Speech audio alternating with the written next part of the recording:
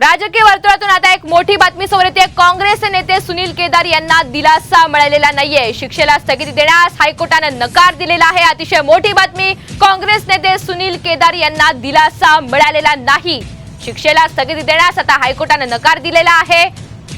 अधिकची माहिती पराग ढोबळे आपल्याला देतात। पराग, आपण पाहतोय सुनील केदार यांना दिलासा मिळालेला नाही, काय अधिकचे अपडेट्स आहेत? कोर्टाने नेमकं काय म्हटलंय? कोर्टाने सध्या एकाच शब्दात सांगितलेलं आहे का केस रिजेक्ट करण्यात येत आहे। म्हणजे एक प्रकारे जो त्यांना दिलासा मिळणार होता तो कुठेतरी नाकारलेला आहे। त्यांना नागपूर खंडपीठात जो आहे केस दाखल केली होती, त्यामुळे स्वतःला मिळालेली शिक्षा ही स्थगित करून घेण्यासाठी आणि त्यानंतर त्यांना आमदारकी बहाल झाली असती।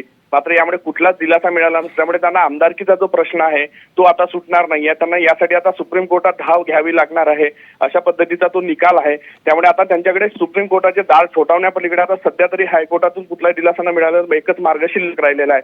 त्यात सुप्रीम कोर्टात नेमकं काय होतं याकडे आता सगळ्यांचं लक्ष लागलं असणार आहे। मात्र हे सुप्रीम कोर्टात केव्हा जातात याकडे आता सगळ्यांना लक्ष असणार आहे। निश्चित। पराग, धन्यवाद सविस्तर माहितीबद्दल।